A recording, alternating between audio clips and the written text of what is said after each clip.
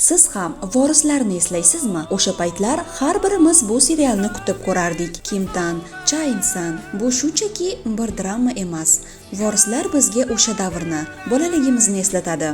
Bosh qahramon Kim Tan ham kimlarningdir ilk sevgisi bo'lgan va ushbu drama ko'plarni K-drama dunyosiga ilk bor oshno qilgan. Serial o'z davrida juda mashhur bo'lgan. Boylar orasida kambag'al bo'lsangiz, bu tirik qolish uchun kurashdir. Siz ham yashab qolishga harakat qilasiz. Drama o'z atrofida boy oilalar dunyosini aks ettiradi va tabaqalanish ko'rsatib berilgan. Cha In-san bir kuni u opasining to'yiga borish uchun AQShga yo'l oladi. Biroq u yerda opasining qanday hayot kechirayotganini ko'rib, juda hafsalasi pir bo'ladi. Cha In-san begona mamlakatda butunlay yolg'iz qoladi. Na puli bor, na yaqinlari. Aynan shu paytda taqdir uni Kim Tan ismli koreyalik yigit bilan uchrashtiradi. Kim Tan AQShda o'qiydi, ammo u AQShga o'z ixtiyori bilan emas, otasining buyrug'i bilan surgun qilingan. Amerikada u shunchaki vaqt o'tkazadi.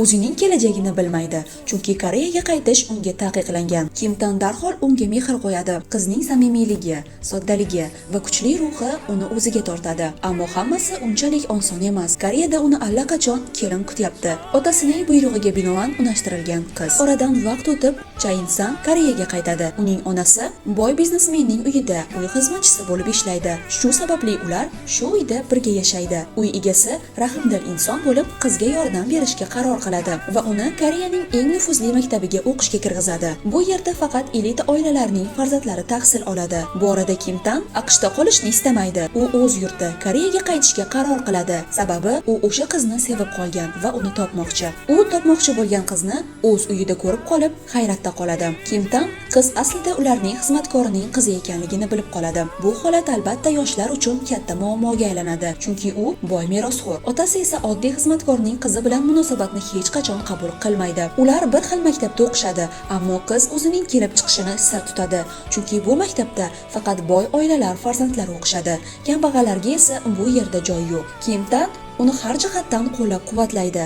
Ayniqsa ilgari do'sti bo'lgan, ammo endi dushmaniga aylangan Yondoning hujumlaridan himoya qiladi. Xuddi shu maktabda Kim Tanning unashtirilgan qizi ham o'qiydi. U juda boy bizneswomanning qizi. Chhve Yondo ham keyinchalik Cha In-sanga oshiq bo'lib qoladi. Kim Tanning otasi esa o'g'lining bu qiz bilan munosabatiga qat'iyan qarshi chiqadi. Hatto ayyorona choralar bilan ularni ajratmoqchi bo'ladi. Yoshlar uchun bu davr juda og'ir kechadi. Kuchli bosim, to'siqlar, hissiy iztiroblar.